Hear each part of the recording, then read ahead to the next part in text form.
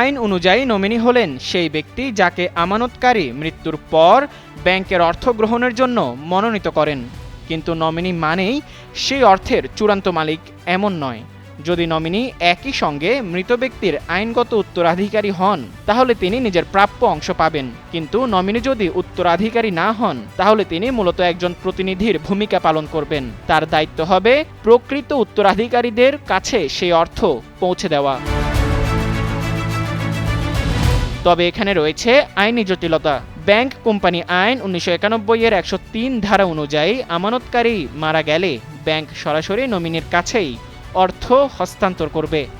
Minister মাথা ঠান্ডা offer, মাসিক কিস্তিতে 1.5 টন এসি মাত্র 3,999 টাকা ও 2 টন এসি 4,999 টাকায় পাওয়া যাচ্ছে মিনিস্টার শোরুমে। আর ব্যাংকের দায়িত্ব সেখানেই শেষ। অর্থাৎ নমিনি যদি উত্তরাধিকারী নাও হন তবুও ব্যাংক আইন অনুযায়ী টাকা গ্রহণ করবেন সে। এরপর তিনি যদি প্রকৃত উত্তরাধিকারীদের কাছে সেই অর্থ হস্তান্তর না করে তাহলে উত্তরাধিকারী আদালতের সাহায্য নিতে হবে, তবে সেখানে ব্যাংকের কোনো দায় থাকবে না। বাংলাদেশ ব্যাংকের ভাষ্যমতে অ্যাকাউন্ট খোলার সময় আমানতকারী এক বা একাধিক নমিনি নির্ধারণ করতে পারেন এবং কে কত শতাংশ অর্থ পাবেন সেটিও উল্লেখ করে দেন।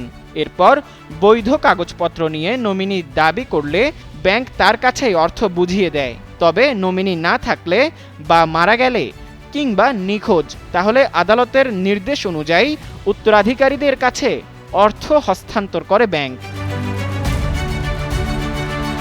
অন্যদিকে 2016 সালে সঞ্চয়পত্রের নমিনি নিয়ে এই রায়ে হাইকোর্ট বলেন, সঞ্চয়পত্রের অর্থের প্রকৃত মালিক হবেন আইনগত উত্তরাধিকারীরা, শুধু নমিনি নন।